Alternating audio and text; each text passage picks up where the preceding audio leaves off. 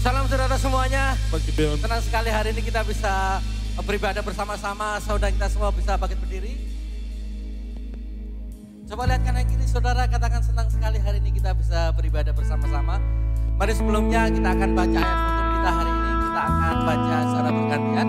Saya akan baca di ayat yang genap, nanti saudara baca di ayat yang ganjil. Kita akan baca Roma pasal 15 ayat yang ke-8 sampai yang ke-11. Yang aku maksudkan ialah bahwa oleh karena kebenaran Allah, Kristus telah menjadi pelayan orang-orang bersunat untuk mengkokohkan janji yang telah diberikannya kepada nenek moyang kita. Saudara? Untuk memungkinkan bangsa-bangsa supaya mereka memuliakan Allah karena rohnya. Tertulis, sebab itu aku akan memuliakan engkau kepada bangsa-bangsa dan menyanyikan mazmur bagi nama-Mu. Dan selanjutnya, bersukacitalah hai bangsa-bangsa dengan umatnya. Sama-sama kita baca. Dan lagi, pujilah Tuhan hai kamu semua bangsa-bangsa, dan biarlah segala suku bangsa memuji Dia.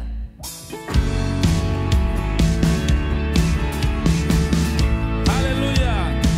Sama-sama kita memuliakan Tuhan.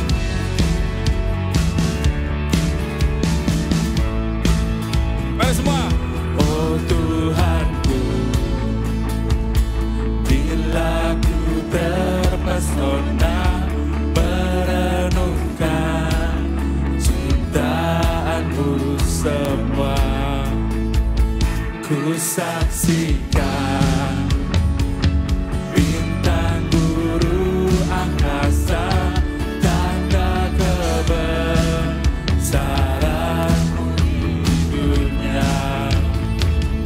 Kami memuji kebesaran-Mu, ajaib Tuhan, ajaib Tuhan. Kami memuji kebesaran-Mu, ajaib Tuhan, ajaib Tuhan.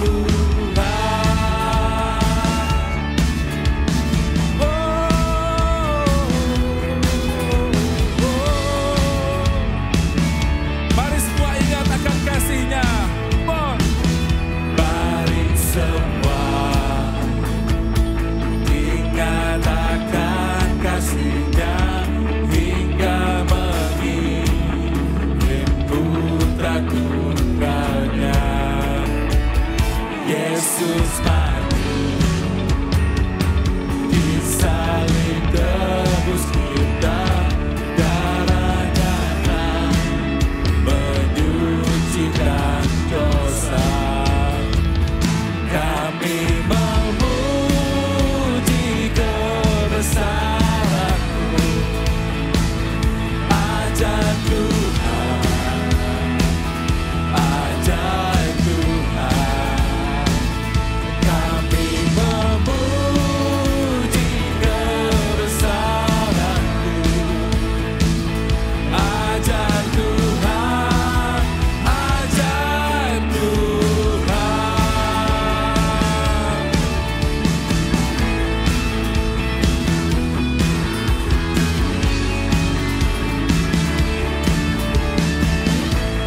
Sama-sama kita nyatakan.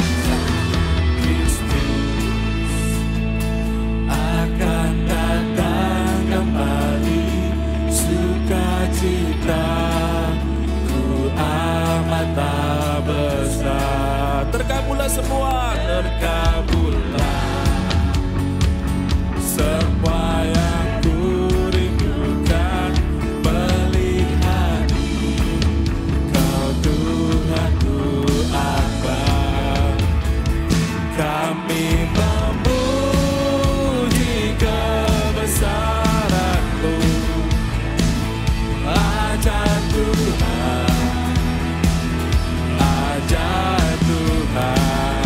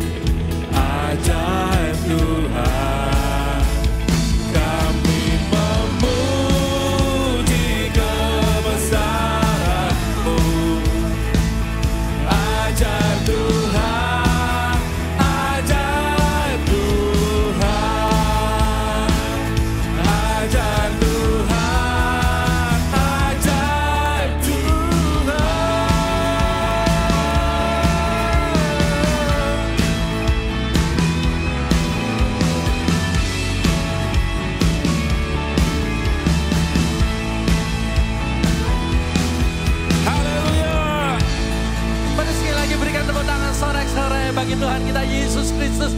Mari bersorak demi nama Yesus yang menebus setiap kita. Tepuk tangan sama-sama. Kami tinggikan Kau Yesus.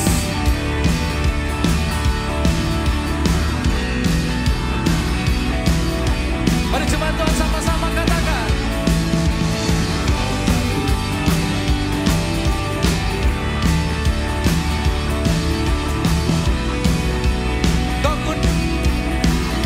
Semua katakan Kau batu karang. Kau batu karang yang teguh. Kau tak benteng dan perisaiku. Yang menang kalahkan maut.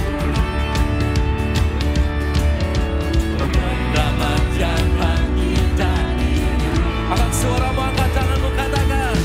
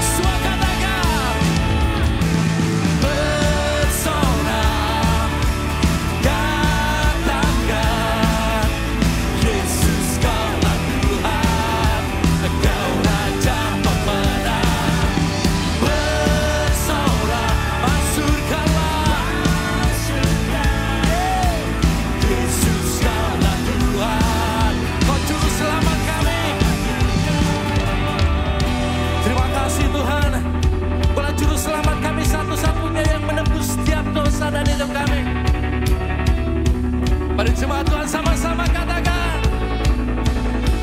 Aku dan perkasa, megah dan berjaya.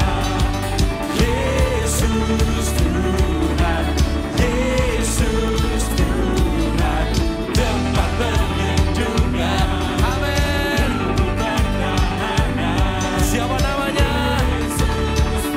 Sekali lagi katakan. Aku dan perkasa.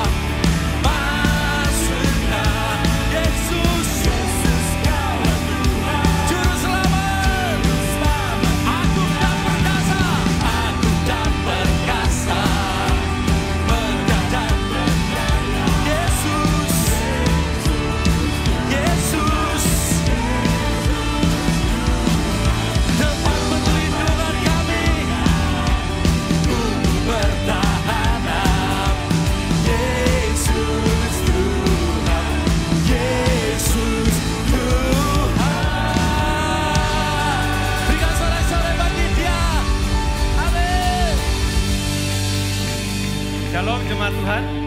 Welcome to Gibeon Church. Di sini bukan tempat untuk orang sempurna, tapi tempat di mana kita disempurnakan melalui kuasa Injil dan kasih karunia Tuhan kita Yesus Kristus.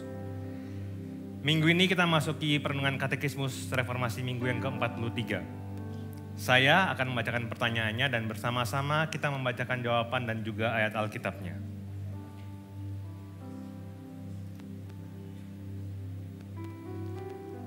Bagaimana seharusnya hidup kita memuliakan Allah di dalam dunia? Sebagai gambar dan rupa Allah yang telah ditebus, kita hidup memuliakan Allah melalui buah roh yang nampak dalam kehidupan kita. Melakukan pekerjaan baik yang telah dipersiapkan Allah sebelumnya dan memberikan Injil kepada semua orang. Kita baca dari Efesus 2 ayat 10. Karena kita ini buatan Allah, diciptakan dalam Kristus Yesus untuk melakukan pekerjaan baik yang dipersiapkan Allah sebelumnya. Ia mau supaya kita hidup di dalamnya. Silakan duduk Bapak Ibu sekalian.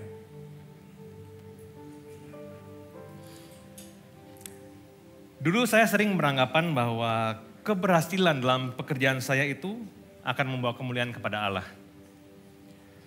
Dan tidak jarang dalam doa-doa saya untuk pekerjaan saya sering mengatakan demikian. Tuhan, berkatilah pekerjaan saya ini, buatlah menjadi berhasil. Dan biarlah melalui keberhasilan ini, nama-Mu yang dipermuliakan. Yang tanpa saya sadari, kata-kata yang saya ucapkan itu mempunyai arti bahwa kalau pekerjaan ini berhasil, maka nama Tuhan dipermuliakan. Tapi bagaimana kalau nggak berhasil? Apakah nama Tuhan tidak dipermuliakan? Dan membuat saya mempunyai cara pikir bahwa Tuhan hanya dipermuliakan melalui keberhasilan saya saja. Tapi jikalau demikian, bagaimana dengan kegagalan saya? Apakah Allah tidak dimuliakan melalui kegagalan kita? Tanpa kita sadari, nilai-nilai dunialah yang membentuk cara kita memandang tentang bagaimana Allah dimuliakan. Dan perlahan demi perlahan, nilai-nilai tersebut menjadi sebuah kebenaran dalam kehidupan kita. Namun apakah hanya keberhasilan yang menentukan hidup kita berkenan di hadapan Allah? Atau ada sesuatu yang lebih mendasar dalam cara kita menjalani hidup kita sebagai orang percaya? Jawaban dari katekismus hari ini mengingatkan kita kembali tentang status kita di dalam Tuhan. Bahwa kita adalah gambar dan rupa Allah yang telah ditebus. Dan kita juga diberikan Roh Kudus di dalam hidup kita. Dan Roh Kuduslah yang membantu kita di setiap musim hidup yang kita lalui. Baik itu keberhasilan maupun kegagalan. Roh Kudus selalu ada bersama kita. Sebagai orang percaya, Allah memanggil kita untuk menjalani hidup yang mencerminkan karakter Kristus melalui buah roh yang terlihat dalam kehidupan sehari-hari. Galatia 5 ayat 22-23. Tetapi buah roh ialah kasih, sukacita, damai sejahtera, kesabaran, kemurahan, kebaikan, kesetiaan, kelemah lembutan, penguasaan diri. Saat hidup kita dipimpin oleh Roh Kudus, maka buah roh akan dihasilkan dalam kita. Karakter-karakter ini menjadi tanda bahwa hidup kita diubahkan oleh Roh Kudus. Saat kita mengasihi sesama, bahkan di tengah kesulitan kita sedang menunjukkan siapa kita sebagai anak-anak Allah. Ketika kita memilih untuk bersabar dalam tantangan, atau tetap bersuka cita dalam situasi yang berat. Hidup kita sedang memberi kesaksian tentang kuasa transformasi dari Roh Kudus yang bekerja di dalam kita. Jadi bukan hanya kesuksesan atau prestasi yang penting, tetapi bagaimana kehidupan kita dipenuhi dengan karakter Kristus yang lebih mendalam daripada pencapaian duniawi. Karakter Allah akan semakin nampak di setiap pengambilan keputusan dan tingkah laku kita. Efesus 2 ayat 10, ayat yang barusan kita baca tadi. Mengingatkan kita bahwa kita diciptakan dalam Kristus untuk melakukan pekerjaan baik yang telah dipersiapkan Allah sebelumnya Ini berarti Allah sudah menentukan perbuatan-perbuatan yang harus kita lakukan dalam tindakan kasih sehari-hari, baik besar ataupun kecil. Maka hal tersebut juga akan membawa kesempatan bagi orang-orang di sekitar kita untuk melihat dan merasakan kasih karunia Allah bekerja di dalam dan melalui hidup kita. Sehingga kabar baik keselamatan Injil Kristus dapat diberitakan. Dalam kesaksian hidup sehari-hari kita bisa membawa orang lain mengenal Tuhan melalui cara kita menjalani hidup. Baik melalui kesabaran, pengampunan yang kita berikan, dan kasih yang kita tunjukkan kepada mereka. Dengan demikian pemberitaan Injil bukan hanya soal berbicara, tetapi juga tentang bagaimana kita menjadi cerminan kasih dan anugerah Allah di dunia ini. Marilah kita terus berjalan dalam kasih dan ketaatan. Menjalani hidup yang berfokus pada kehendak Tuhan dan bukan pada ukuran-ukuran duniawi. Kiranya Tuhan menolong kita untuk selalu setia dalam menjalani panggilan hidup kita. Silakan berdiri Bapak Ibu sekalian. Marilah kita merenung sejenak. Apakah hidup kita selama ini lebih berfokus kepada pencapaian duniawi, seperti kesuksesan, dan pencapaian hidup semata? Dan apakah kita masih mencari pujian manusia sebagai cara untuk menyenangkan Tuhan?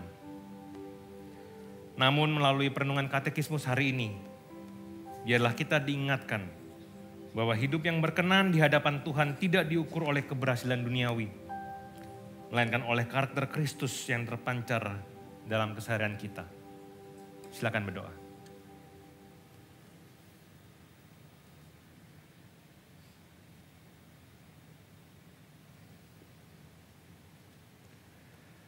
Tuhan, ampuni kami ketika hidup kami seringkali berpusat pada diri kami sendiri dan tidak memuliakan Engkau. Tolonglah kami Tuhan, untuk dapat hidup menampilkan kemuliaan-Mu di atas bumi ini. Pakailah hidup kami yang lemah dan berdosa ini untuk memberitakan kemuliaan nama-Mu di sekitar kami Tuhan. Dalam nama Yesus kami telah berdoa dan mengucap syukur. Amin.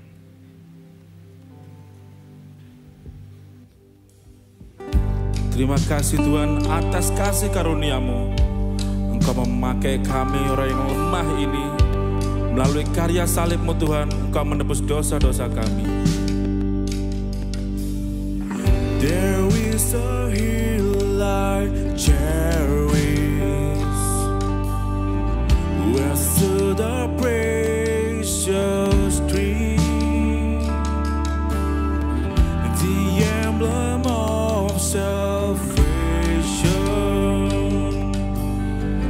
the gift of Calvary.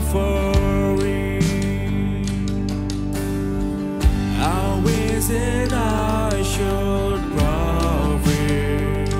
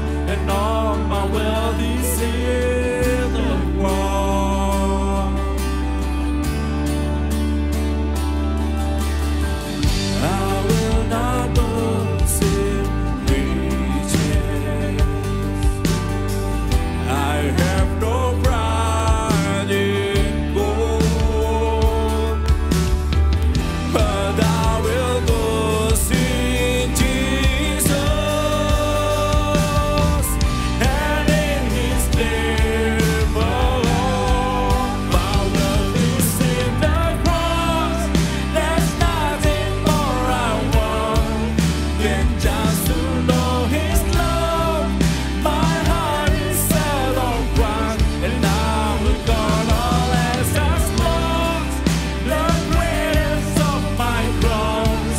Mean nothing to me now. I got it on the cross, and all my wealth is in the cross. There's nothing more I want than just to know His love. My heart is set on Christ, and now we're gonna let us lost the greatest of my cross. Mean nothing to me now. For I got it on the cross, and all my wealth is in the cross.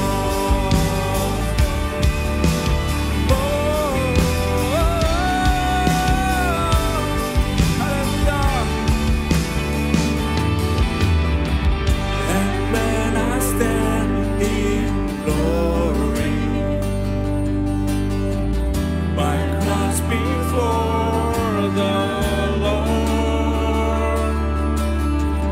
let this be my confession. My wealth is in the cross. Hallelujah! My wealth is in the cross. There's nothing more I want than just to know His love.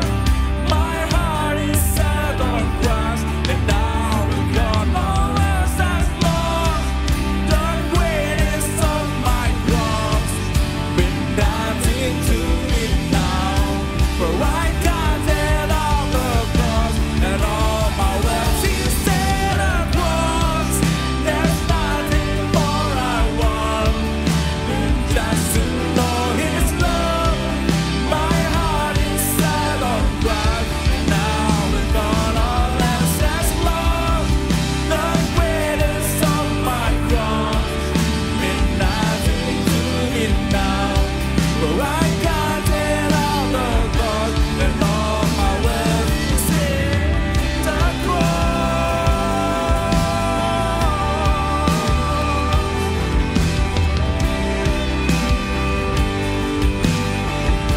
And all my wealth is in the cross.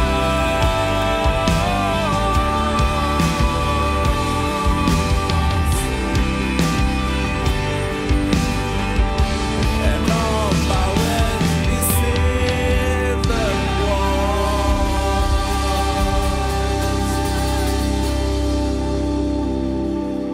Mari hari ini saudara kita bersyukur.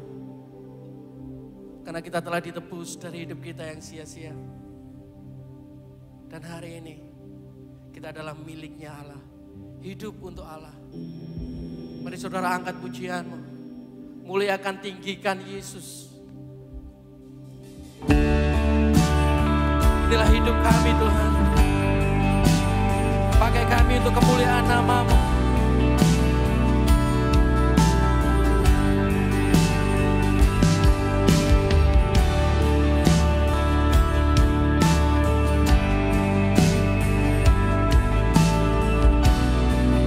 Mari sama-sama katakan. Yesus, Kau telah memulai segala yang baik dalamku. Engkau menjadikanku serupa gambaran-Mu, dan berharga di mata-Mu. Yesus, Yesus, Kau telah memulai karya yang mulia dalamku. Kau berikan hidup-Mu sebagai ganti dosaku, karena kasih-Mu padaku. Sekarang ku memuji-Mu, Allah yang setia dan mengampuni.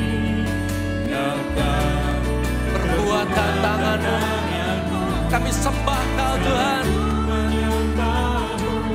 Allah yang mulia, sempurnakan setiap hidupku agar indah bagimu.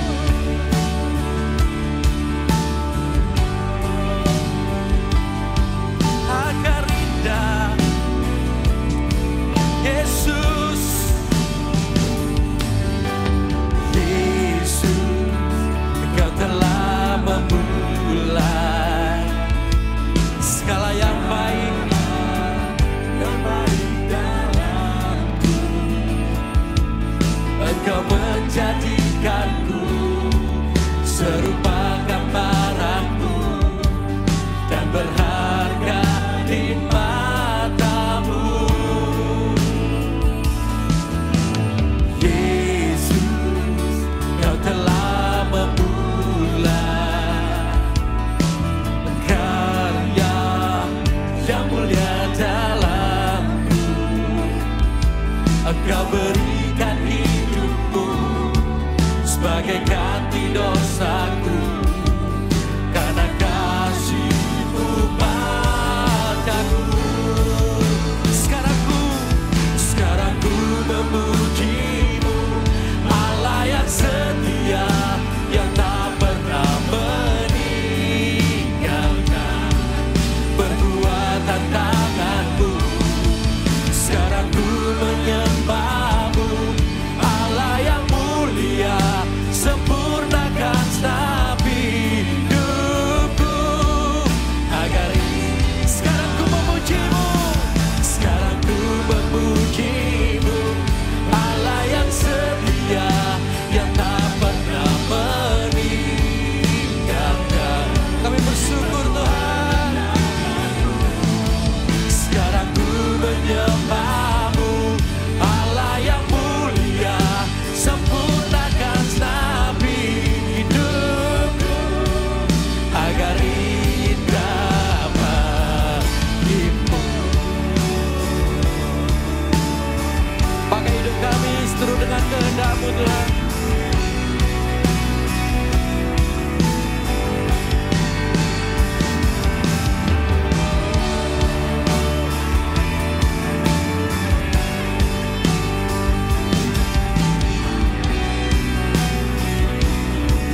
Mari sama-sama katakan.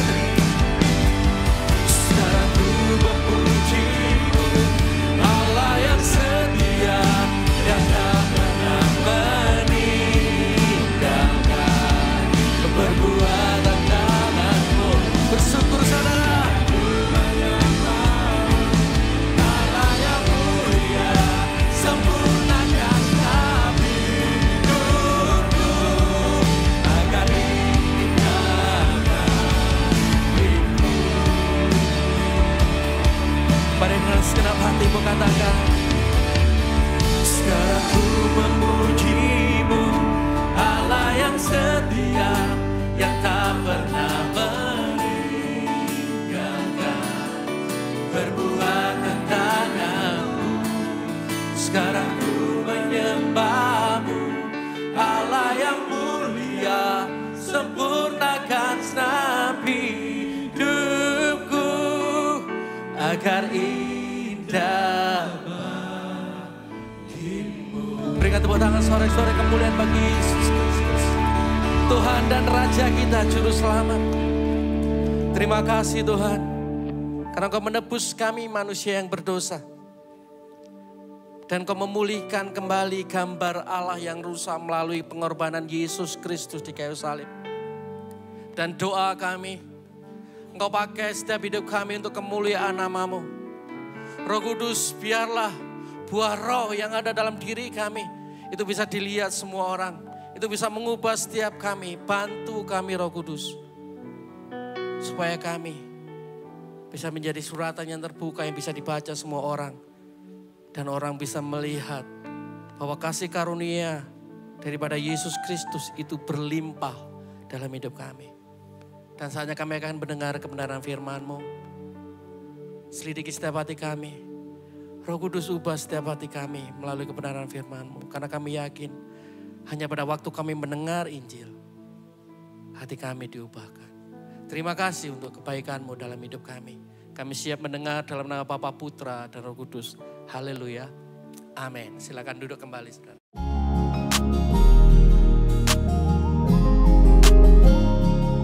Tiba saatnya kita diberi kesempatan untuk memberikan persembahan.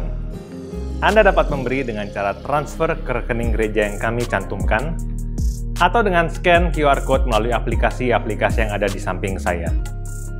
Juga bisa melalui mesin edisi yang kami sediakan di area Giving Booth.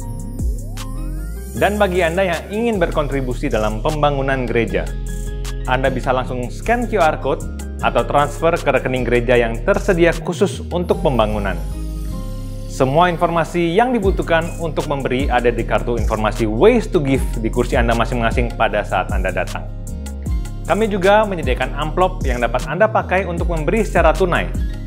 Lalu dapat Anda masukkan ke dalam kotak persembahan yang tersedia di pintu keluar pada saat Anda pulang nanti. Kita memberi bukan supaya diberkati, tetapi kita memberi karena kita sudah diberkati. Sebelum memberi, mari sama-sama kita berdoa. Tuhan, kami mengucap syukur buat kebaikan-Mu dalam kehidupan kami. Kami juga bersyukur buat hal-hal yang masih Engkau percayakan dalam kehidupan kami, Tuhan. Kalau saat ini kami masih diberikan kesempatan untuk bisa memberikan persembahan kami, Tuhan. Kiranya melalui apa yang kami berikan ini dapat dipakai untuk pekerjaan-Mu di tempat ini, Tuhan. Kami sudah berdoa dan kami mengucap syukur hanya dalam nama Tuhan Yesus. Amin. Selamat memberi, Tuhan Yesus memberkati. Hi Church, back again with me, Nia, and this is Gibeon Weekly News.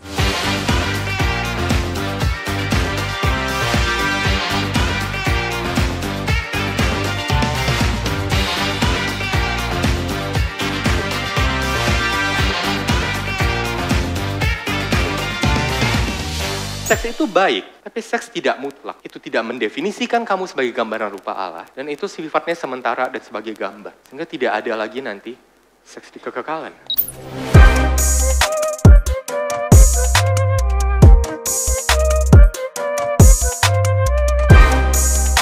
Wah, belajar banyak banget sih, terutama ngomongin soal ya fondasinya ya, kayak selama ini tuh mikir apa ya, antara boleh sama nggak boleh gitu, tapi ternyata ya ke pemahaman Injilnya sih yang perlu dibenerin gitu. Kalau aku sendiri, aku bisa jadi tahu bagaimana cara menanggapi orang-orang yang LGBTQ. Yang aku dapat sih, kan sekarang dunia di pasca postmodern, jadi tidak ada kebenaran yang absolut. Nah, di sini kita bisa mengerti bahwa identitas kita itu di dalam Kristus.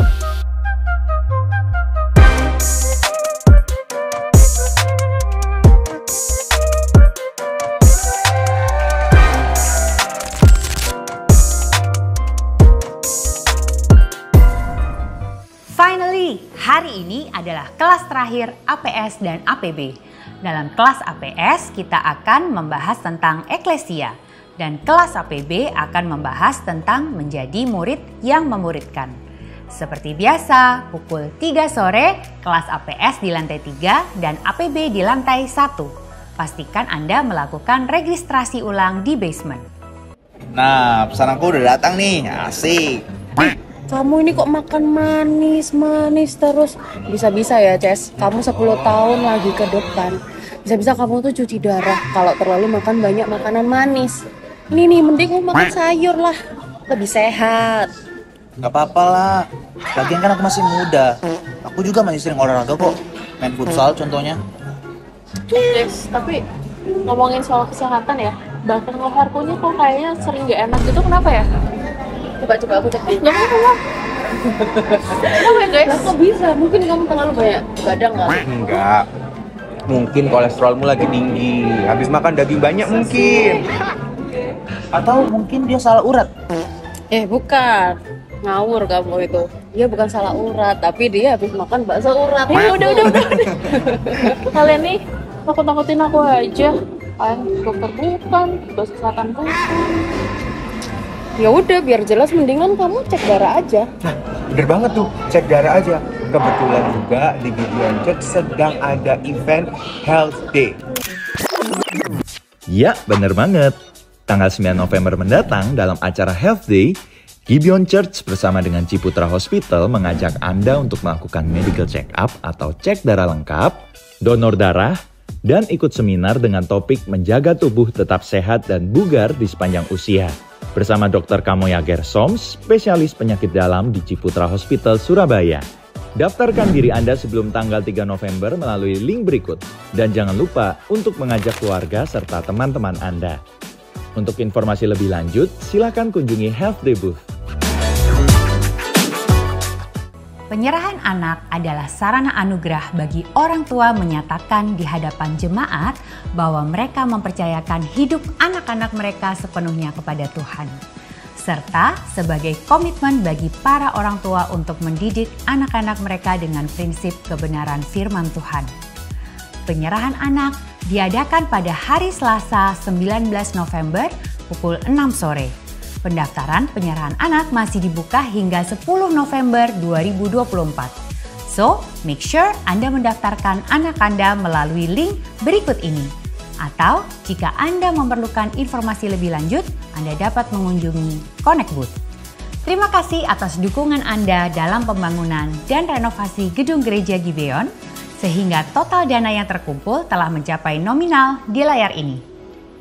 Kami masih membuka kesempatan bagi Anda yang ingin mendukung melalui Dana. Anda dapat memberi dengan cara scan QR Code yang ada pada kartu di kursi Anda atau melalui nomor rekening Building Fund di layar ini. Atau bisa juga memberi melalui mesin EDC yang ada di Giving Booth lantai basement setelah ibadah ini.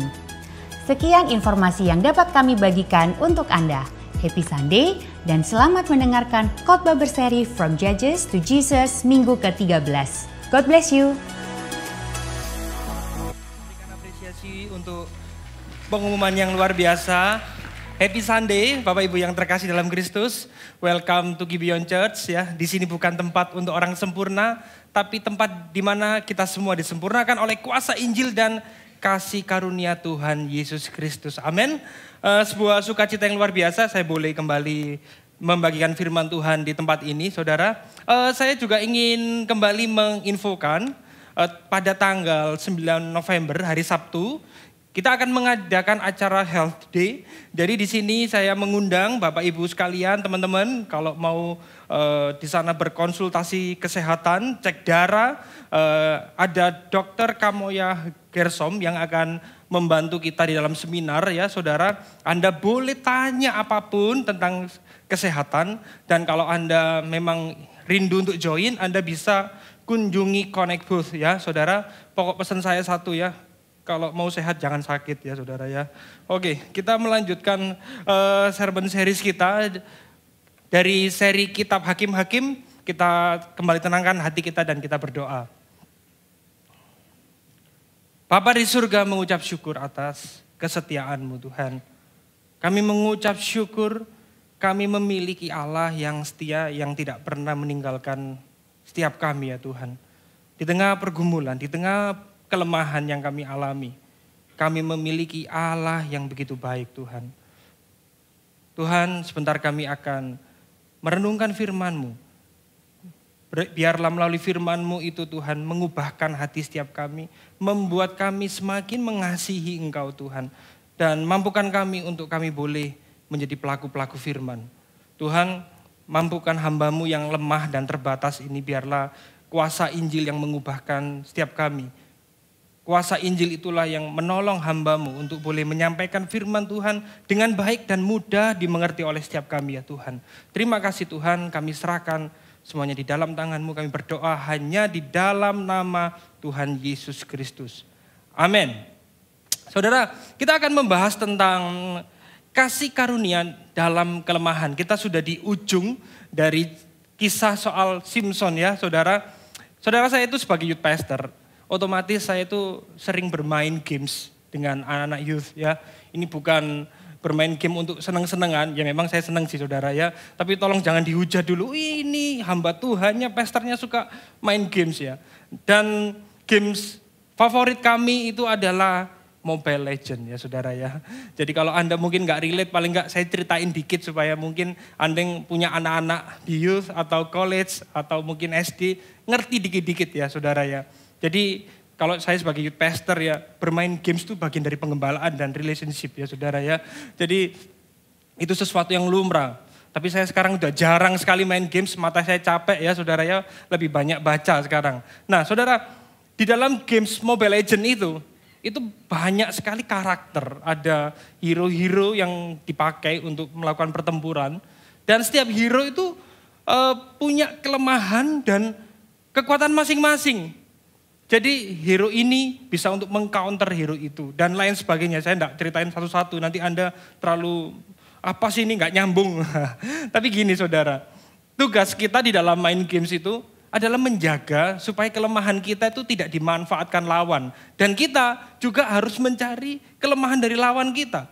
Misal lawan kita memakai karakter ini, nah antidotnya kita harus pakai karakter yang menjadi lawan yang sepadan buat itu semua. Nah saudara, saya ingin mengatakan gini sebenarnya, sekuat-kuatnya orang, sespesial-spesialnya orang, pasti ada namanya titik lemah, ada celah, ada kekurangan. Nah, melalui kisah Simpson pada hari ini, kita diajak untuk belajar sesuatu. Kita diajak untuk merefleksikan diri kita melalui setiap narasi yang kita pelajari. Kita akan membaca sama-sama bagian firman Tuhan, yang semangat sama-sama katakan yes. Wah, puji Tuhan ya. Kita membacanya bergantian. Saya akan mengawalinya, ini memang agak panjang supaya kita mengerti kisahnya secara keseluruhan. Saya akan mengawalinya di ayat yang pertama. Pada suatu kali ketika Simpson pergi ke Gaza, dilihatnya di sana seorang perempuan sundal lalu menghampiri dia. Ketika diberitahukan kepada orang-orang Gaza, Simpson telah datang ke sini.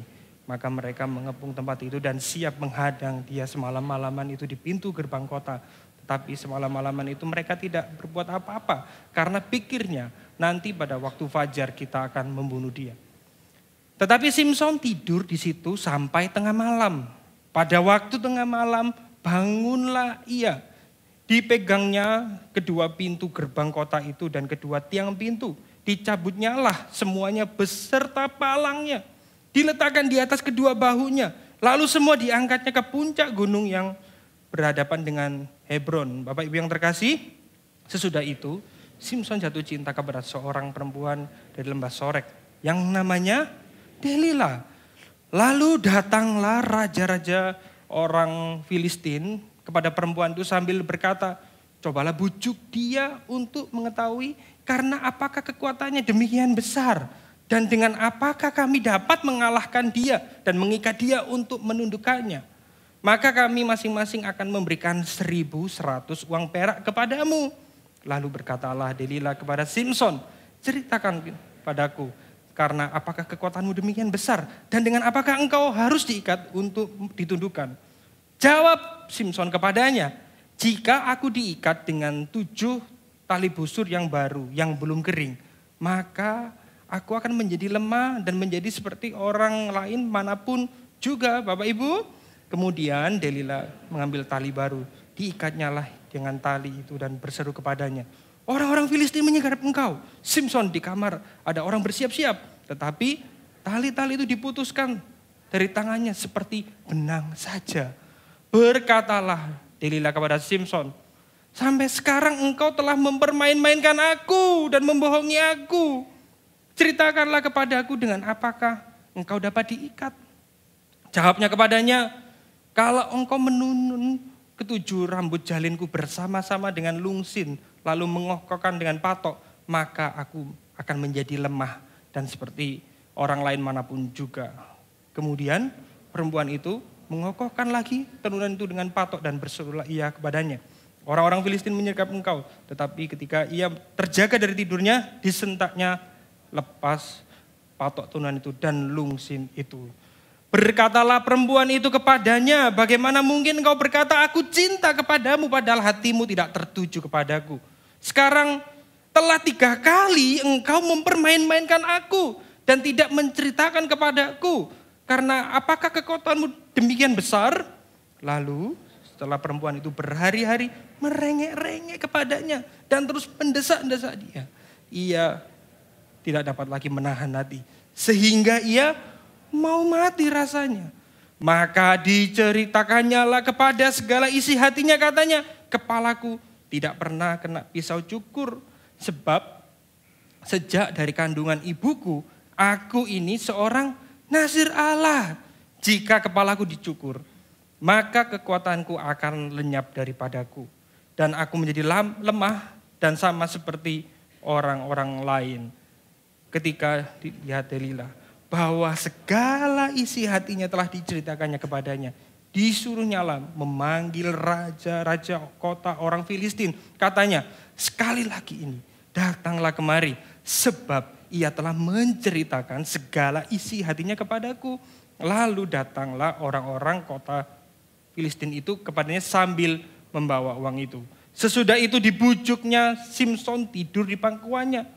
Lalu dipanggilnya lah seorang dan disuruhnya mundur ke 7 rambut jalinya, sehingga mulailah Simson ditundukkan oleh perempuan itu, sebab kekuatannya telah lenyap daripadanya.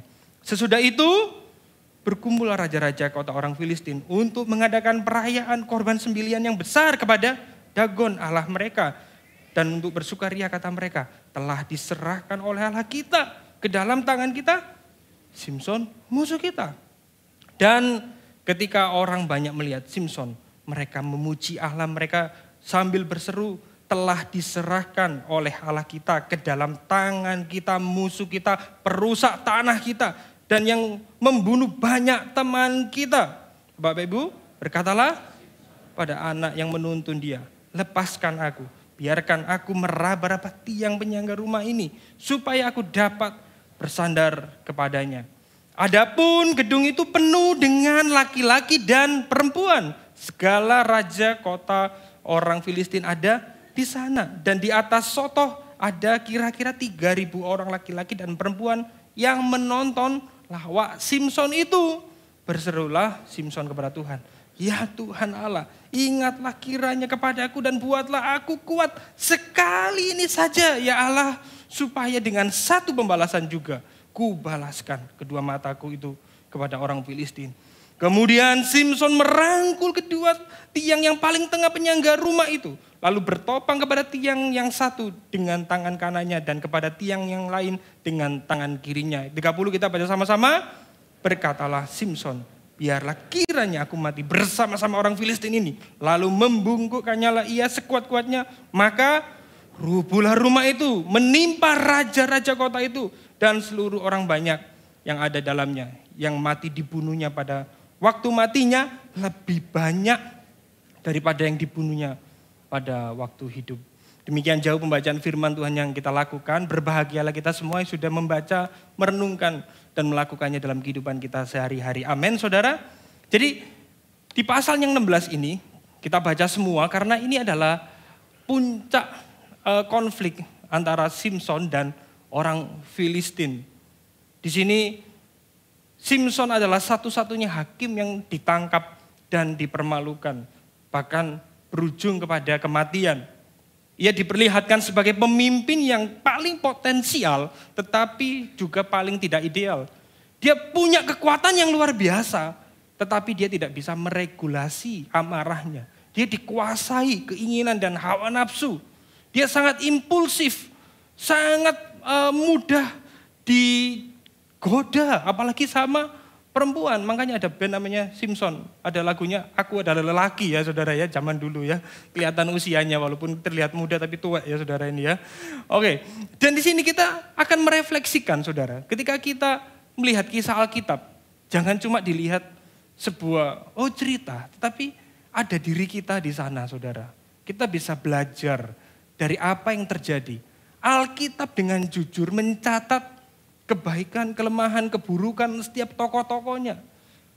Gak ada kitab suci yang menjelekkan tokohnya. Ini bukan menjelekkan, tetapi supaya kita tidak jatuh di dalam dosa-dosa yang dilakukan oleh para tokoh-tokoh Alkitab, saudara. Sehingga ketika kita melihat kisah Alkitab, ini bukan hanya cerita, tetapi kita melihat kisah Tuhan yang selalu terhubung dengan kisah kita. Amin. Karena kisah kita itu apa? Menjadi masuk akal, bermakna, dan berlanjut hingga kekekalan. Kita akan belajar 3 poin penting di sini, saudara. Yang pertama kita akan belajar tentang mewaspadai titik lemah, saudara.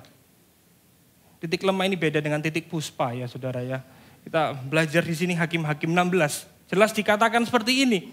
Lalu setelah perempuan itu berhari-hari merengek-rengek. Kemudian apa yang terjadi? Simpson ini nggak kuat. Karena apa? Ini si Delila ini annoying banget.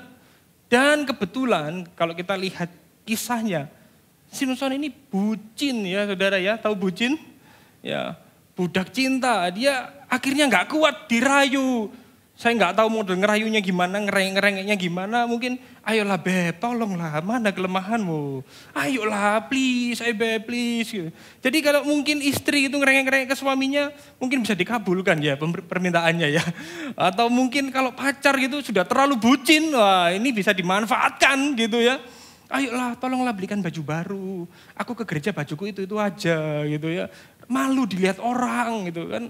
Cewek kan kadang sudah punya banyak baju, kayak rasanya kurang aja ya. Maaf ya tidak mendiskreditkan itu istri saya sih saudara ya.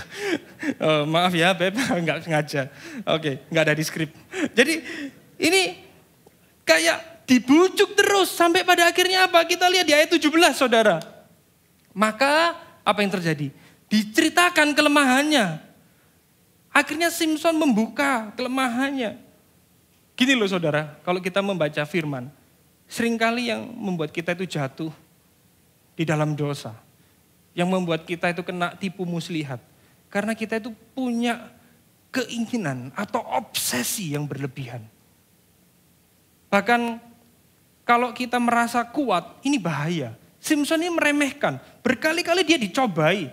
Lihat dari kisahnya sudah kurang lebih 2 minggu ini. Dia dicobai gagal. Tapi dia di sini mulai meremehkan. Ah paling kuat lah.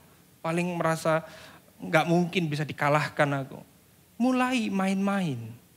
Mulai hidupnya kembali dikuasai oleh keinginan saudara. Di sini kita bisa sedikit reflektif ya. Seringkali yang membuat kita jatuh itu bukan kelemahan kita saudara. Tetapi yang membuat kita jatuh itu ketika kita merasa kuat. Dan kita merasa baik-baik saja. Ini perasaan yang sangat berbahaya. Bahkan banyak orang Kristen pada akhirnya apa? Mengecilkan dosa. Dan akhirnya apa yang terjadi? Tergelincir dan jatuh di dalam dosa itu. Kalau kita lihat di sini saudara, Simpson sangat dikuasai oleh keinginannya. Simpson menginginkan apa ini? Kenikmatan seksual dari Delila. Kemudian Delila menginginkan ketenaran. Pengen uang, sama-sama didrive oleh keinginan. Sehingga itu membutakan matanya Simpson. Keinginanlah yang menggerakkan mereka hingga melakukan kesalahan. Tetapi kita perlu ingat, Bapak Ibu yang terkasih dalam Kristus. Kadang waktu saya dulu masih kecil ya, saya diajari hati-hati dengan orang seperti Delila yang bisa licik membujuk. Hati-hati dengan orang yang bisa manipulasi. Saudara yang terkasih, sebenarnya kalau kita mau merenungkan, kita bisa seperti Simpson. Dan kita juga bisa seperti Delila. Kita bisa pingin sesuatu hingga kita melegalkan segala hal. Delila, dia demi uang. Dia mau untuk ngakali Simpson. Dia berkompromi, dia bekerja sama, bersekongkol dengan orang-orang Filistin. Mungkin Anda, khotbah ini gak cocok lah sama saya. Saya itu gak cinta uang, gak gila seks, gak gila hormat. Tunggu dulu ya Bapak Ibu. Ini bukan melulu tentang orang yang haus jabatan, haus uang, atau haus penerimaan. Tetapi ini juga buat kita yang merindukan hidup penuh dengan ketenangan dan kestabilan. Ini bahaya. Ini ada orang-orang stoik ya saudara ya. Nggak mau hidupnya itu terganggu. Yang penting cinta damai, yang penting tenang. Ini bahaya saudara. Kenapa kok saya bisa bilang bahaya? Ini kan bagus kan. Cinta damai, nggak mau mengambil resiko. Ini bahaya juga. Karena apa? Orang yang terobsesi dengan ketenangan, Orang yang merindukan sesuatu yang stabil, akhirnya dia menghindari konflik, mereduksi masalah. Kalau bisa masalah sepele, jangan jadi 10 gitu ya. Kalau bisa ya kriwian, ojo dadi gerojokan. Itu kalau orang Jawa ngomong kayak gitu ya. Sing tenang aja, tenang aja. Kita tahu bahwa itu keliru, tapi kita diamkan. Yang penting tenang, slow, santai. Bahaya. Jadi ini bukan hanya untuk orang-orang yang punya obsesi seperti Simpson dan Delila. Tapi obsesi kita pada suatu hidup yang ideal itu juga bisa membuat kita berkompromi dengan dosa. Keinginan yang sementara itu selalu membuat kita melupakan tujuan utama Allah di dalam kehidupan kita. Simpson lupa dengan tujuannya. Dia dipanggil untuk membebaskan bangsa Israel dari cengkraman Filistin. Tetapi apa? Dia dikuasai nafsu. Dia dikuasai oleh keinginan. Bahkan demi obsesi. Saudara, kalau kita mau merefleksikan pada diri kita. Kita bisa rela untuk kompromi sehingga melupakan esensi. Ketika kita memiliki keinginan atau obsesi selain di dalam Kristus. Entah itu seks, jabatan, ketenangan. Itulah yang akan menjadi titik kelemahan kita. Kita perlu waspada akan hal itu, saudara. Lawan kita itu bukan Delila, bukan orang Filistin. Tapi lawan kita untuk umat Tuhan hari ini, saudara. Lawan kita adalah si jahat, adalah setan, adalah iblis. Itulah yang menjadi lawan kita. Dia dengan tekun untuk mengganggu perjalanan iman kita. Membuat kita jatuh pada keinginan kita sendiri. Lawan bisnis kita itu lawan kehidupan kita itu bukan lawan bisnis. Bukan mertua, bukan teman, bukan rekan kerja, bukan orang-orang atau siapapun. Lawan kita adalah si jahat itu. Oleh karena itu Efesus 6:12 menyatakan demikian. Kita baca sama-sama Bapak Ibu, 1, 2, 3. Karena perjuangan kita bukanlah melawan darah dan daging, tetapi melawan pemerintah-pemerintah, melawan penguasa-penguasa, melawan penghulu-penghulu dunia yang gelap ini, melawan roh-roh jahat di udara. Ini sebagai orang Kristen, ada 2 ekstrim kekeliruan ya ketika memandang kekuatan si jahat. Yang satu melebih-lebihkan kekuatannya dan yang lain sisi meminimalkan kekuatannya. Dua-duanya keliru. Yang satu melebih-lebihkan ya sampai ya kalau ini maaf mungkin relate atau enggak dengan Anda. Kalau dulu saya perjalanan jauh gitu ya naik mobil gitu, kebelet pipis ya saudara ya, enggak ada toilet, disuruh pipis di mana? Pohon, bedanya orang Indonesia sama India gitu ya saudara ya. Dan kalau pipis ya dulu kepercayaan ya karena saya dilahirkan di tengah keluarga yang waktu itu penuh kepercayaan mistik ya. Kalau mau pipis harus permisi dulu gitu ya. Ada seperti itu, permisi dulu. Kayak ngomong bahasa Jawa, Mbak Amit, Mbak Kulo numpang ngoyoh atau apa gitu ya. Atau mungkin yang satu sisi, wah karena saya juga dilahirkan dari keluarga yang keras gitu ya saudara. Orang Batak gitu. Wah jangan kalah sama kekuatan si jahat. Tengking dalam nama Tuhan Yesus gitu. Waduh. Jadi yang satu melebih-lebihkan, yang satu mengecilkan gitu ya. Ini bukan ngomongin kliniknya. Maksudnya gini loh. Orang yang meminimalkan kekuatannya itu gini. Setan tuh enggak ada lah. Kita realistis aja. Enggak usah kayak gitu-gitu. Enggak ada. Setan-setan, horor tuh enggak ada. Dua-duanya ini keliru saudara. Yang satu melebih-lebihkan, yang satu meminimalkan. Makanya C.S. Lewis mengatakan demikian saudara. Ada 2 kekeliruan yang setara dan bertentangan mengenai iblis. Yang bisa menjatuhkan manusia. Pertama, tidak mempercayai keberadaan mereka. Yang lain, mempercayai, memikirkannya secara berlebihan. Dan tertarik kepada iblis yang tidak sehat. Iblis menyenangi 2 macam kekeliruan itu.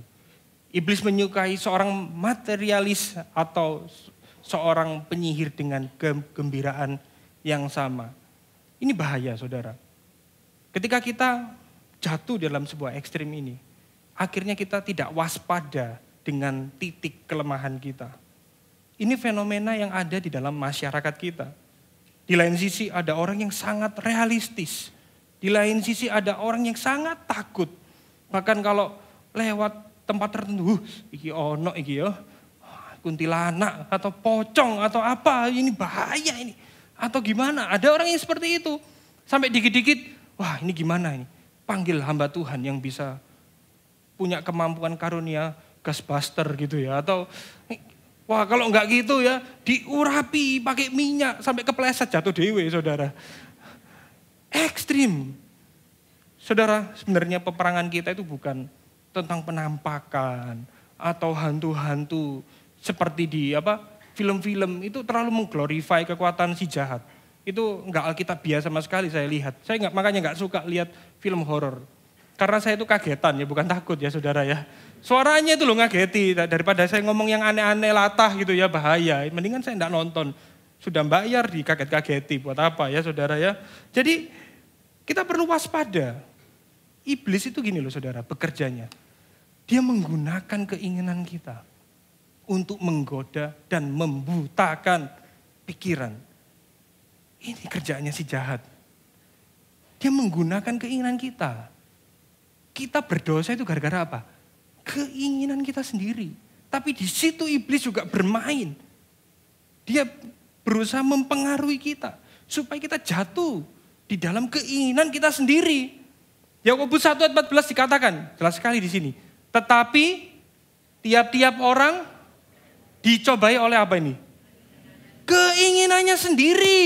Karena ia diseret dan dipikat olehnya. Si jahat itu enggak maha tahu saudara ya. Dia enggak maha hadir. Tapi dia mempelajari gerak-gerik kita. Si jahat enggak bisa baca pikiran kita. Dia enggak tahu. Tetapi dia udah hidup ribuan tahun.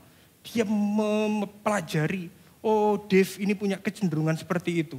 Dia punya keinginan model seperti itu. Dan itulah yang akan dimainkan oleh si jahat. Itulah yang akan digunakan si jahat untuk menipu kita, saudara. Makanya saya memberikan sedikit ilustrasi, mungkin ini bisa membantu Anda. Hati kita itu kayak ada senar hati sebenarnya, saudara. Kalau Anda lihat ini grand piano ya, dulu saya tuh waktu lulus SMA tahun 2010, saya tuh langsung meresponi panggilan Tuhan, saya mengambil musik dan teologi, jurusannya musik gereja. Di sana kita semester 1 sampai semester 3 itu wajib bisa semua instrumen. Dan instrumen yang saya paling lemah itu apa? Piano, saudara ya. Kalau saya dinyanyikan jadi lagunya Roma Irama ya, saudara ya. Jadi saya paling takut kalau ujian piano itu ya. Tapi walaupun saya nggak expert di sana, karena saya ambil majornya memang gitar pada waktu itu. Waktu saya di sana ada sebuah grand piano di auditorium ya, kalau sekolah musik gereja pasti ada satu grand piano di tengah untuk kita perform dan berlatih ya. Di situ banyak senar-senarnya. Kalau dibuka piano itu banyak senar-senarnya, saudara. Dan saya tahu kerjanya piano seperti apa. Jadi kalau kita pegang tuts ya, itu akan ada palu yang memukul senar-senar itu. Deng, deng, deng itu. Kalau keyboard beda, elektrik. Jadi kalau piano dalamnya banyak senar-senarnya. Dan ternyata senar-senar itu tuh nggak usah dipukul. Kalau kita ada di sebelahnya grand piano itu, kita ngomong atau kita nyanyi, kadang senar itu bisa getar. Bisa getar. Kenapa kok getar? Frekuensinya sama dengan suara kita. Kalau kita nyanyi misal di chord A atau chord C gitu, dia akan bergetar. Frekuensinya sama. Nah saudara, iblis seringkali apa? Menyanyikan lagu-lagu yang membuat senar berhala di dalam hati kita bergetar.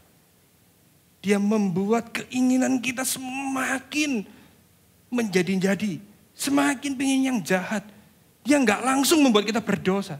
Tetapi dia menyanyikan itu. Dan itu frekuensinya sama. Iblis tahu di mana frekuensi kita. Dia menyanyikan sehingga apa? Manusia bisa jatuh dalam dosa karena keinginannya. Karena iblis bermain. Dan dia melakukan tipu muslihat di sana. Makanya lawan kita itu bukan orang. Lawan kita bukan rekan kerja. Kita harus mewaspadai titik lemah kita. Di mana kuasa jahat bisa bermain di area situ. Iblis tidak bisa merebut keselamatan kita bagi kita yang ada di dalam Kristus. Kita yang mengalami kelahiran baru, tidak bisa. Tapi dia bisa memanipulasi supaya kita terganggu di dalam perjalanan iman kita sebagai orang percaya. Supaya kita merasa lemah dan gagal menghidupi Injil. Iblis bermain di sana, saudara. Kita makanya perlu mewaspadai titik lemah kita. Makanya di sini Efesus 6 ayat 11 mengatakan, kita baca sama-sama Bapak Ibu. Kenakanlah seluruh perlengkapan senjata Allah supaya kamu dapat bertahan melawan tipu muslihat iblis. Dengan kata lain ini apa sih? Renungkanlah Injil setiap waktu. Untuk mengcounter, untuk menjaga titik lemah kita. Kita perlu mengingatkan diri kita. Berkhotbah Injil setiap hari kepada diri kita masing-masing, saudara. Karena kita harus mengakui bahwa kita adalah orang yang lemah. Gak ada dari satupun kita yang kebal akan dosa. Kita harus menyadari, aku punya kecenderungan ini Tuhan. Aku punya kecenderungan itu Tuhan, tolong Tuhan. Kita perlu mengenakan segala perlengkapan senjata Allah. Saya tidak menjelaskan ini secara detail, tapi saya ingin menyimpulkan secara langsung. Renungkanlah Injil. Ingatlah Injil di dalam kehidupan kita sehari-hari. Mungkin yang menjadi pertanyaan reflektif bagi kita semua, saudara. Keinginan apa yang seringkali membuat kita itu terobsesi sehingga kita tidak menyadari di mana titik lemah kita? Anda boleh sedikit merenungkan. Hal apa yang membuat kita itu sangat terobsesi sehingga kita nggak tahu titik lemah kita, saudara. Ingatkan tentang apa yang telah Kristus alami. Dia pun juga dicobai. Dia dicobai pakai firman Tuhan loh, saudara. Iblis pinter. Makanya kalau kita nggak ngerti firman, kita harus belajar firman dengan sungguh-sungguh. Karena iblis suka comot-comot ayat, saudara, untuk mencobai kita. Bahkan Yesus pun dia melakukan itu kepada Yesus. Waktu Yesus setelah berpuasa 40 hari di padang gurun. Tapi Yesus bisa meng-counter balik dengan firman Tuhan.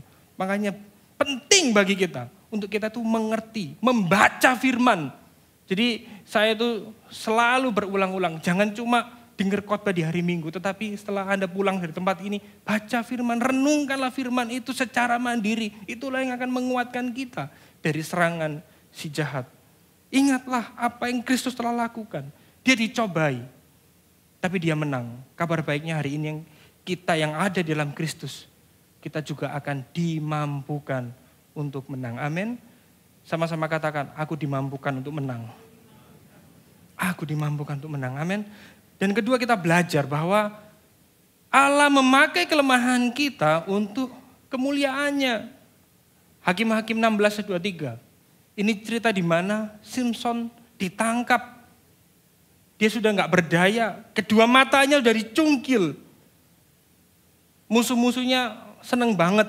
Akhirnya mereka berhasil melumpuhkan, melemahkan Simpson. Makanya mereka membuat perayaan pada dewa mereka. Allah mereka namanya Dagon ya. Kalau kita lihat sebelumnya, di ayat yang ketiga, wih ini Simpson lagi kuat-kuatnya ini saudara. Tetapi Simpson tidur di situ sampai tengah malam. Kemudian apa yang terjadi? Kedua daun pintu gerbang kota itu dan kedua tiang pintu itu dicabut. Setelah saya membaca pendapat para sarjana Alkitab ya, ini gambarnya mungkin tidak benar-benar memvisualisasikan saudara. Gerbang kota itu terbuat dari kayu dan perunggu. Memiliki tinggi lebih dari 3 meter, lebarnya 3 meter. Ketebalannya diperkirakan 0,5 meter, setengah meter sampai 1 meter. Beratnya itu mencapai 5 sampai 10 ton. Wih, orang macam apa? Seperti itu ya saudara, kita lihat Simpson begitu kuat. Dan yang menarik saudara, dia angkat ke gunung dan menanjak setinggi 3.200 kaki untuk mencapai puncak gunung itu. Dan perjalanannya kurang lebih jaraknya itu adalah 36 mil. Orang seperti Simpson itu kuat sekali, mungkin kayak itu tadi ya Arnold Suasana Segar itu ya saudara ya. Jadi dia kuat sekali. Tapi apa yang terjadi kita lihat di sini telah diserahkan oleh kita ke dalam tangan kita, Simpson musuh kita. Dia menjadi sangat amat lemah saudara. Dia yang dulunya kuat sekarang nggak berdaya. Suruh stand up komedi tapi nggak dibayar saudara ya. Dia sangat nggak bisa ngapa-ngapain, matanya dicungkil, cuma dibelenggu. Saudara, saya ingin sedikit kesaksian ya saudara. Saya itu memang sangat excited dan saya itu terpanggil melayani anak-anak SMP dan SMA. Jadi kalau saya diminta tolong khotbah untuk anak-anak SMP dan SMA, wah kekuatan saya itu tiba-tiba, secara manusia ini ego ya saudara. Tiba-tiba, siap. Hajar gitu ya. Saya senang sekali memang, tapi di lain sisi karena saya melihat bahwa generasi ini, next generation itu adalah penerus ya saudara ya. Mereka perlu diperlengkapi dengan firman Tuhan yang benar. Tapi ada obsesi yang terselip di dalam hati saya. Waktu itu rumah saya di daerah Menganti ya, Gresik. Dan saya diminta tolong untuk berkhotbah jam 7 pagi di daerah Stikom Mer sana ya saudara. Jadi saya perkirakan, saya lihat Waze gitu, wah jaraknya kurang lebih 1,5 jam ya ini perjalanan, bisa 2 jam kalau macet. Jadi saya bangun jam 4 pagi saudara. Saya sudah mandi, persiapan, jam 5 saya berangkat. Sudah siap-siap semua. Saya nyetir tuh jujur sambil ngantuk-ngantuk saudara ya. Nyetir sendiri sampai ngantuk-ngantuk. Tapi saya semangat. Dan hari itu saya tuh nggak hanya melayani satu sekolah saja. Saya melayani 2 sekolah di tempat yang berbeda yang jaraknya jauh sekali. Jam 7 saya melayani, lanjut habis itu jam 10 saya melayani lagi. Setelah saya melayani ibadah di pagi itu, saya masuk mobil. Ini dosa saya saudara. Hebat juga ya aku ya. Gigih juga dalam melayani Tuhan. Waduh, aku ini orang yang sungguh-sungguh ternyata ya, luar biasa. Narsis Paul ya, sangat mengagumi diri sendiri. Tapi setelah saya OTW ke sekolah selanjutnya, sebelum saya masuk pintu gerbang itu saudara ya, saya sudah kasih sin. Jangan ngomong sesuai harapan netizen ya saudara ya, apa yang terjadi?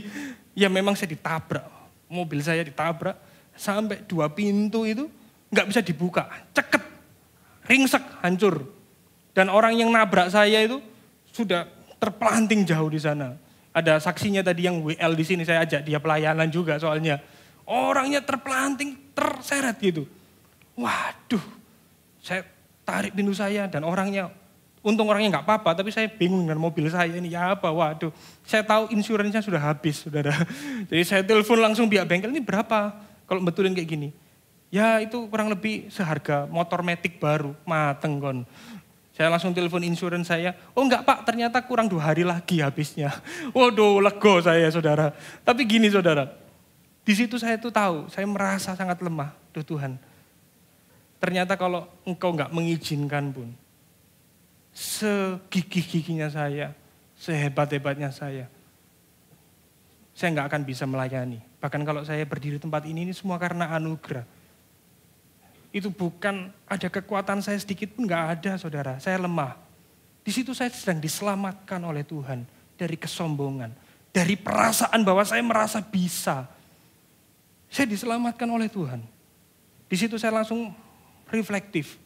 Saya enggak melihat Tuhan itu marah sama saya, tapi justru saya melihat Tuhan mengasihi saya. Tuhan enggak mau supaya saya hidup di dalam kesombongan, hidup di dalam keangkuhan, hidup dari perasaan bisa. Di situ saya langsung tahu, oh ya Tuhan, thank you sudah mengejar saya kembali. Sudah memeluk saya kembali, memberikan saya, membuat saya sadar, memberikan anugerah. Ternyata saya tidak sehebat itu dan semampu itu, saudara. Jadi melalui kisah ini, kita justru melihat kesetiaan Tuhan, kasih karunia Tuhan di dalam kelemahan kita. Melalui kelemahan kita justru nama Tuhan dipermuliakan, saudara. Mengucap syukurlah kalau Anda hari ini datang ke gereja, Anda merasa lemah dan tidak berdaya. Ketika Anda hari ini mengalami pergumulan, mengalami kelemahan, saya percaya itu anugerah Allah yang datang untuk menopang kita, saudara. Melalui kelemahan kita, melalui kerentanan kita, kita diberikan kesempatan untuk kembali kepada Tuhan. Dan nama Tuhan dipermuliakan. Hari ini saudara, biarlah Dave, saya sendiri ya, semakin hilang, semakin kecil. Tetapi Kristuslah yang semakin bertambah. Kristuslah yang semakin dipermuliakan di dalam kehidupannya Dave. Demikian juga dengan Anda semua. Melalui kelemahan yang Anda alami, supaya keakuan kita makin hari, makin luntur. Hanya Kristus yang terlihat di dalam kehidupan kita, saudara. Kita disadarkan bahwa kita sedang diselamatkan dari perasaan kuat. Kita diselamatkan dari kesombongan. Itu adalah anugerah, saudara. Makanya kekristenan itu ini loh, saudara. Semakin kita mengalami kedewasaan rohani, maka kita semakin bergantung kepada Tuhan. Dan menyadari bahwa kita membutuhkan anugerahnya setiap waktu. Amin. Bapak Ibu yang terkasih. Tuhan mengizinkan kita mengalami kelemahan dan kegagalan. Supaya kita sadar bahwa kita perlu anugerah Tuhan setiap waktu. Dan itu selaras dengan apa yang dikatakan oleh Rasul Paulus. Kita baca sama-sama Bapak Ibu. Tetapi jawab Tuhan kepadaku, cukuplah kasih karuniaku bagimu. Sebab justru dalam kelemahanlah kuasaku menjadi sempurna. Sebab itu terlebih suka aku bermegah atas kelemahanku. Supaya kuasa Kristus menaungi aku. Karena itu aku senang dan rela di dalam kelemahan. Di dalam siksaan, di dalam kesukaran, di dalam penganiayaan dan kesesakan. Oleh karena Kristus. Sebab apa saudara? Jika aku lemah maka aku kuat. Berikan sorak-sorai kemuliaan buat Tuhan kita, saudara. Pertanyaan reflektif pada poin ini. Kelemahan apa yang saat ini Tuhan izinkan di dalam diri kita untuk membawa kebaikan dan kemuliaan bagi Tuhan. Nanti Anda boleh diskusikan di mobil bersama istri, anak, atau saat CG. Anda boleh merenungkan. Kenapa kok Tuhan mengizinkan suatu kelemahan di dalam kehidupanku. Dan poin yang ketika kita belajar bahwa kasih karunia dan kesetiaan Allah dalam kelemahan umatnya. Kita lihat di sini, Hakim-Hakim 16 ayat 28. Kita baca sama-sama ya, Bapak Ibu masih semangat? Oke, kita baca sama-sama, 1, 2, 3. Berserulah Simson kepada Tuhan, katanya, ya Tuhan Allah, ingatlah kiranya kepadaku dan buatlah aku kuat. Sekali ini saja ya Allah, supaya dengan satu pembalasan juga kubalaskan kedua mataku itu kepada orang Filistin. Dan yang menarik saudara di sini Tuhan kembali memberikan kekuatannya kepada Simson. Kita tahu bahwa motivasi Simson ini salah ya. Dia digerakkan oleh dendam karena matanya dicungkil. Dia minta Tuhan. Simson yang sangat egois saja Tuhan bisa menolongnya. Ini luar biasa sekali. Dia itu si hakim-hakim Simson ini ya. Ini yang paling jarang berdoa. Kalau kita lihat. Kalau kita pelajari kisah Simson ini 2 minggu lalu ya, sampai hari ini, dia cuma 2 kali berdoa loh kepada Tuhan. Dan ini, dia berdoa terakhir kalinya sebelum dia mati ya. Tuhan tolong aku kasih ono kekuatan lagi Tuhan. Dia di sini sudah putus asa, dia buta. Tapi yang menarik, kesetiaan Tuhan tidak dipengaruhi oleh kesetiaan Simson. Orang Filistin berpikir kalau sudah dicukur rambutnya, maka ini sudah tidak bisa apa-apa lagi. Orang Filistin nggak tahu tentang covenant Tuhan kepada orang-orang pilihannya. Orang Filistin nggak tahu tentang perjanjian Allah yang tidak pernah meninggalkan umat pilihannya.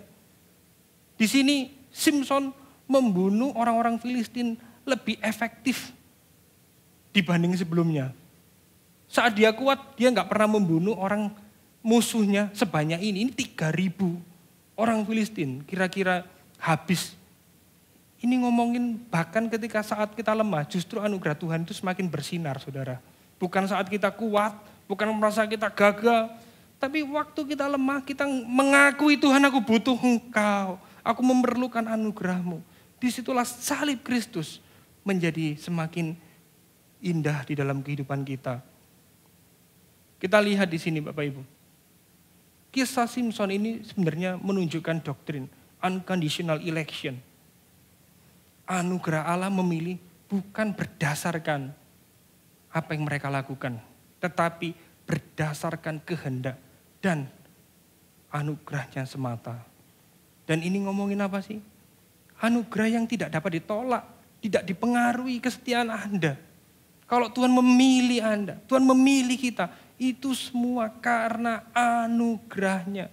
Tidak ada perbuatan baik apapun di mana Tuhan mau memberikan anugerahnya. Bukan, tapi disitulah kita belajar kedaulatan Allah. Di sini meskipun Simson jatuh, kasih karunia Allah terus bekerja dalam hidup Simson untuk mencapai rencana Allah. Jadi Simson ini lemah sama kayak kita, saudara. Kalau hari ini, sekali lagi, saat ini kalau kita memiliki banyak kelemahan dan bergumul dengan dosa, ingatlah bahwa anugerahnya tidak tergantung dengan kelemahan kita, saudara. Covenant Allah tidak tergantung dengan kelemahan kita. Kalau si jahat dengan tekun berupaya memanipulasi, membujuk kita supaya kita jatuh dalam dosa, maka anugerahnya Allah, dia dengan penyertaan Roh Kudus itu lebih besar daripada kuasa si jahat. Anugerahnya terus mengejar kita. Anugerahnya terus menaungi kita, membawa kita kembali kepada Dia. Jadi di sini kita punya pengharapan. Anugerah Allah lebih besar dari kuasa si jahat. Anugerahnya mengejar, memberikan kesempatan bagi kita, saudara, amin.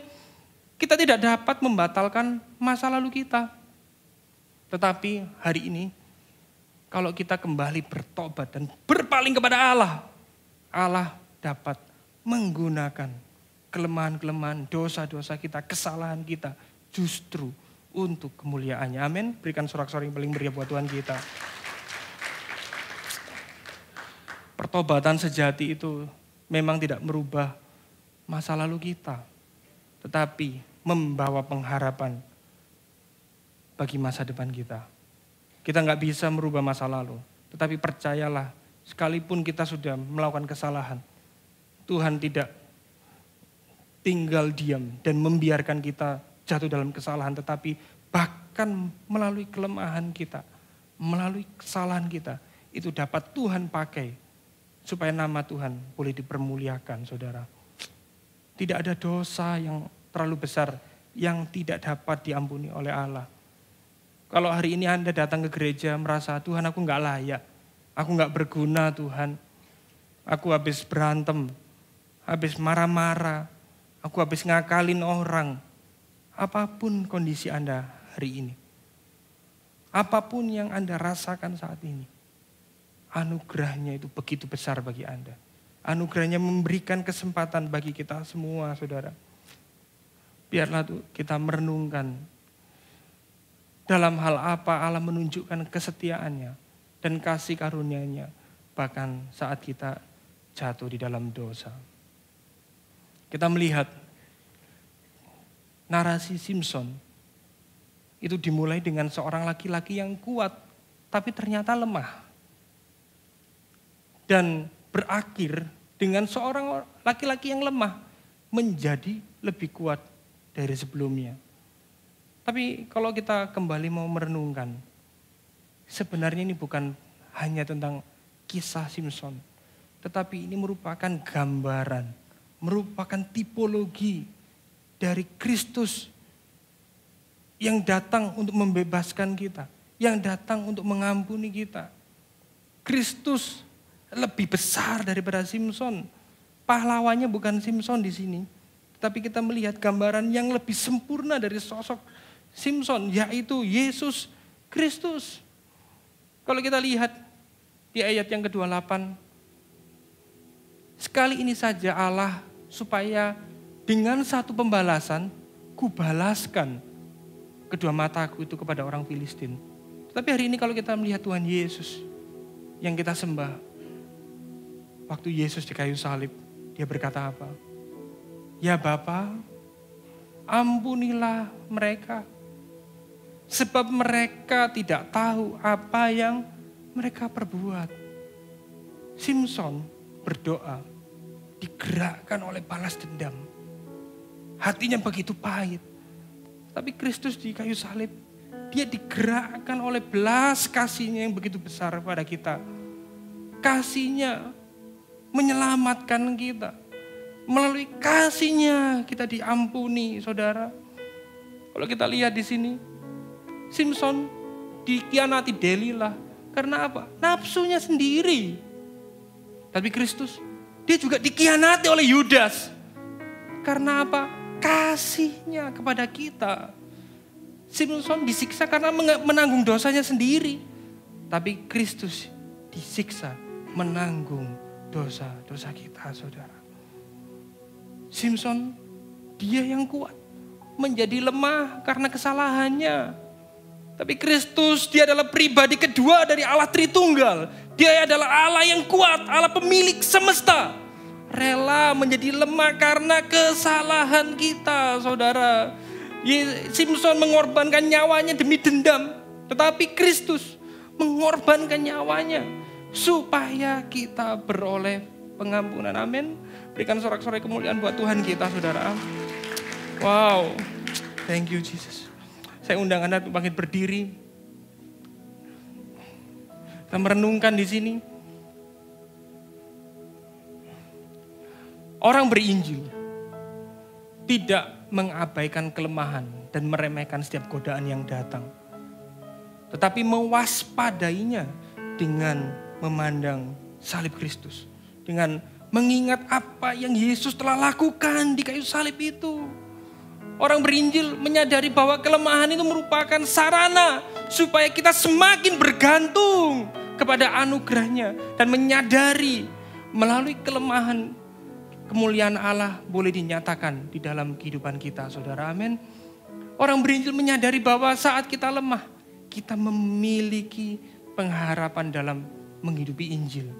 Karena Allah begitu setia dan tidak membiarkan kita bergumul sendiri. Biarlah kita meresponi firman Tuhan pada hari ini dengan kita menyanyikan satu lagu ini untuk menutup firman pada hari ini, saudara.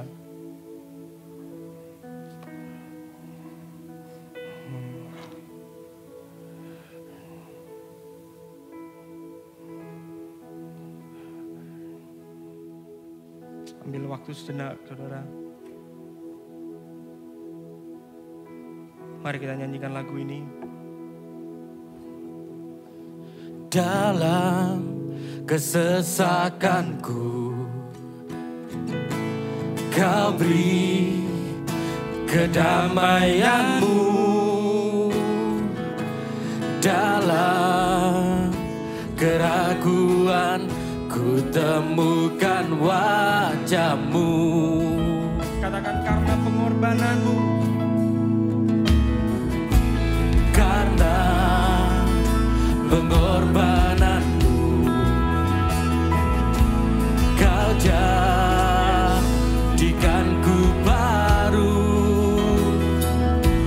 Sungguh ku terkagum, amanku di dalam-Mu, Yesus.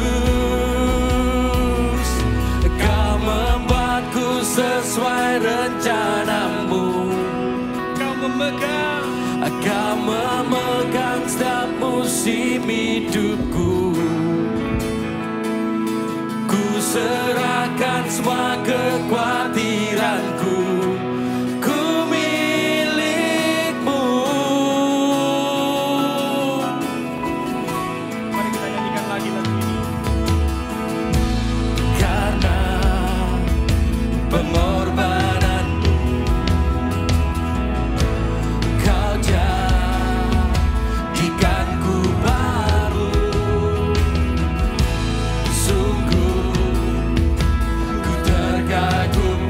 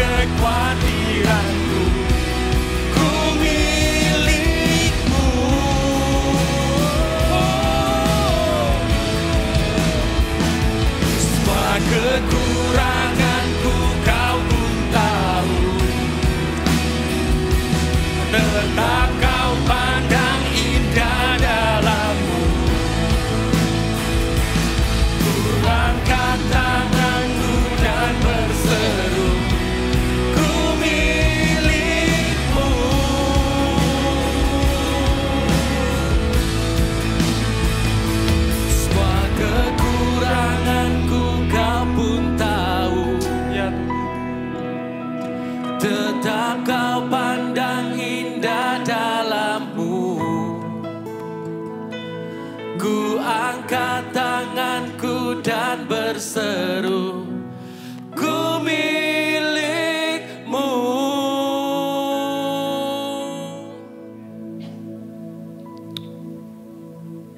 Kami mengucap syukur atas anugerah-Mu Tuhan. Bahkan di dalam kelemahan, di dalam setiap kekurangan Tuhan, Engkau mengizinkan supaya kami semakin hari semakin bergantung padamu Tuhan. Kami mengucap syukur, kami memiliki Allah yang selalu memberikan kesempatan bagi kami Tuhan. Allah yang menopang kami. Kami mengucap syukur atas anugerah-Mu. Kami mengucap syukur atas pengampunan-Mu yang begitu besar dalam kehidupan kami Tuhan. Apapun yang hari ini kami rasakan, kami percaya Engkau rindu untuk kami boleh semakin hari semakin serupa dengan Kristus. Bahkan di dalam kelemahan kami, biarlah Tuhan hari ini kami kembali tertuju padamu. Iman kami, pengharapan kami, biarlah kepuasan kami, keinginan kami bukan dipuaskan oleh hal-hal yang sementara, tetapi biarlah Kristus yang menjadi sumber kepuasan dan sukacita setiap kami Tuhan. Kami menyerahkan seluruh hidup kami di dalam tangan-Mu yang penuh kasih dan berdaulat itu. Bentuk kami supaya kami boleh serupa dengan-Mu ya Tuhan. Segala kekurangan kami, segala kelemahan kami serahkan di tangan-Mu. Supaya Engkau yang bekerja di dalam kami. Bukan dengan kuat gagah kami, bukan karena hebat kami, tetapi Roh Kudus yang sudah Kau berikan di dalam hidup kami. Itulah yang akan menolong kami, memampukan menopang perjalanan iman kami. Sehingga kami boleh makin serupa dengan Kristus. Kami mengucap syukur buat anugerah-Mu yang senantiasa memberikan kesempatan bagi kami Tuhan. Jemaat yang terkasih dalam Kristus, marilah kita arahkan hati kita dan tangan kita kepada Kristus yang sudah menyelamatkan, memelihara dan menopang kita. Tuhan memberkati engkau dan melindungi engkau. Tuhan menyinari engkau dengan wajah-Nya dan memberi engkau kasih karunia. Tuhan menghadapkan wajah-Nya kepadamu dan memberi engkau damai sejahtera yang melampaui segala akal. Dia senantiasa menguatkanmu, mendewasakanmu, memberkatimu dan menyertaimu di dalam setiap kondisi dan musim hidupmu. Karena Dia adalah Allah yang tidak pernah meninggalkan kau sendiri.